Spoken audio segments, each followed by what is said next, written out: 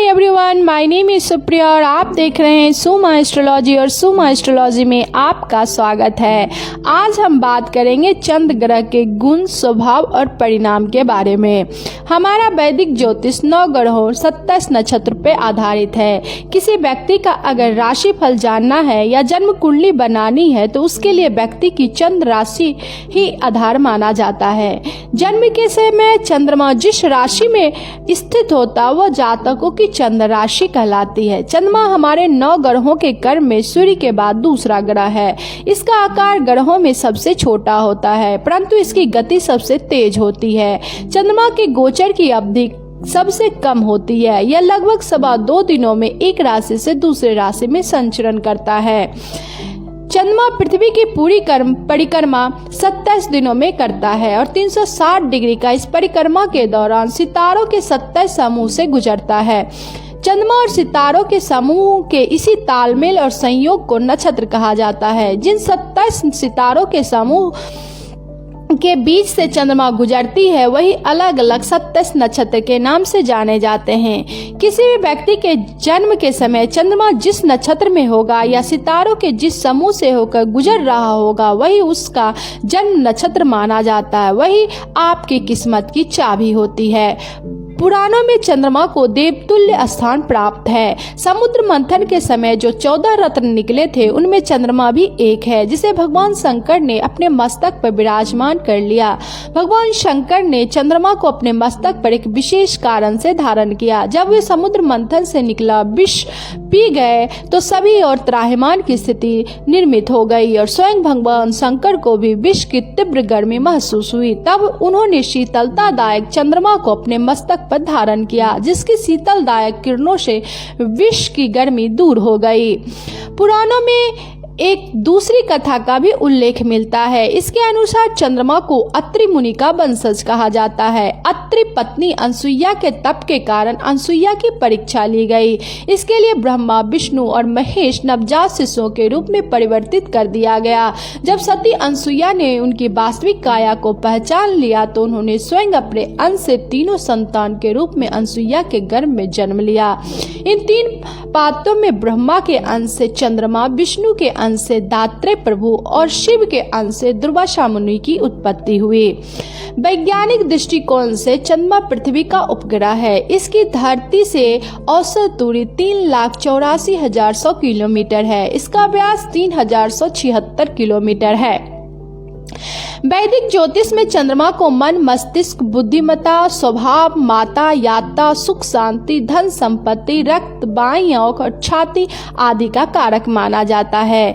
ज्योतिष में चंद्र ग्रह को स्त्री ग्रह भी कहा जाता है। यह राशियों में कर्क राशि और नक्षत्रों में रोहिणी, हस्त और श्रवण नक्षत्र का स्वामी होता है। यह एक शुभ ग्रह है और सौम्य और शीतल प्रकृति को धारण करता है। चंद्रमा व्यक्ति की भावनाओं को नियंत्रण रखता है। यह जल तत्व ग्रह है। सभी तरल पदार्थ चंद्र के प्रभाव क्षेत्र में आते ही चंद्रमा ही जो फुल मून नाइट यानी पूर्णिमा में समुद्र में ज्वार भाटा पैदा कर देता और हमारे ह्यूमन बॉडी में उनसे ज्यादा पानी में आ जाता है, इसलिए हमारी भावनाओं को भी प्रभावित करता है। ज्योतिष शास्त्र के अनुसार मन का अधिपत्य चंद्रमा के पास है, इसलिए जब भी चंद्रमा बिगड़ जाता है या मन भी खराब हो जाता है। यही नहीं, अगर चंद्रमा कमजोर हो जाए तो कुंडली में बने राजयोग फलित नहीं होता है।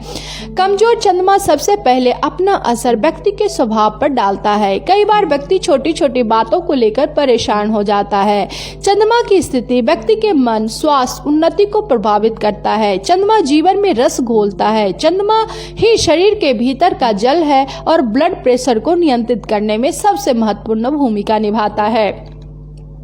जिस प्रकार कुंडली लग्न का केंद्र मानकर बनाई जाती है उसी प्रकार चंद्रमा को केंद्र मानकर चंद्र कुंडली भी बनाई जाती है। इससे स्पष्ट होता है कि चंद्रमा हम लोगों के लिए बहुत महत्वपूर्ण है।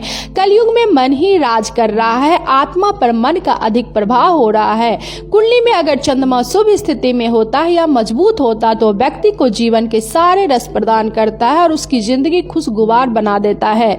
चंद्रमा की अपनी राशि कर्क राशि है। चंद्रमा वृष राशि में उच्च का होता है और वृश्चिक राशि में नीच का होता है।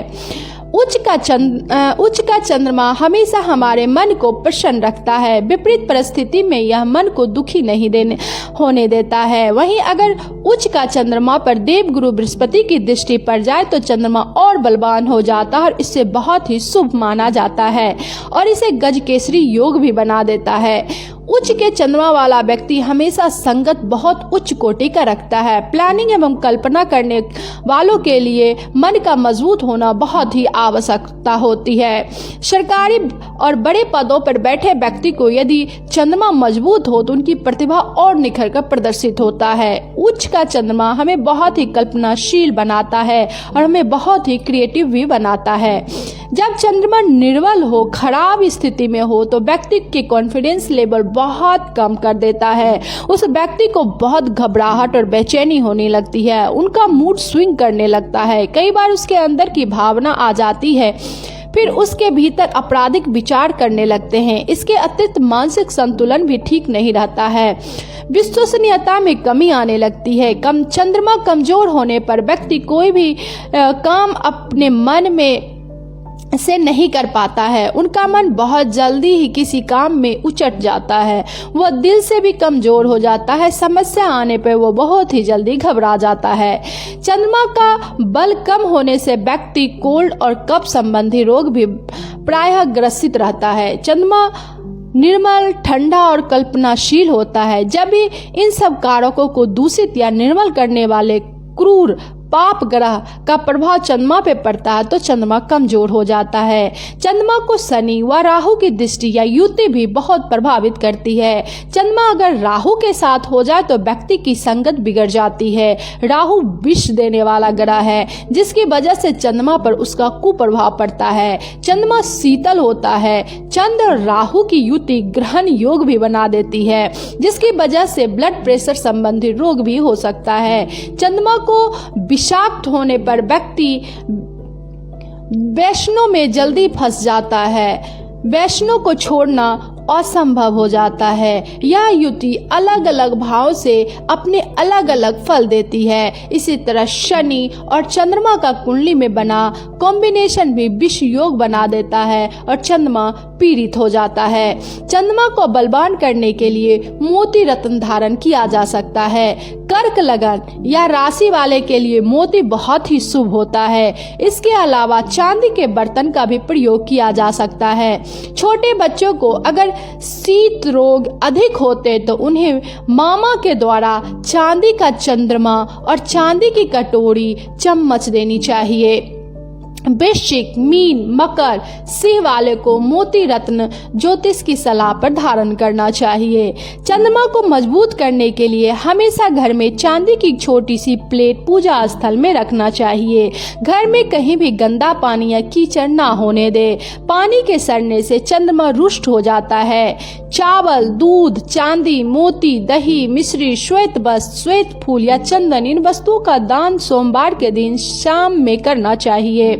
चंद्रमा की शुभता लेने के लिए माता, नानी, दादी, सास एवं उनके पद के समान वाली स्त्रियों से आशीर्वाद लेनी चाहिए। पूर्णिमा के दिन शिव जी को खीर का भोग लगाना चाहिए। अगर आपको ये वीडियो पसंद आया है तो प्लीज लाइक एंड सब्सक्राइब कर दे। धन्यवाद।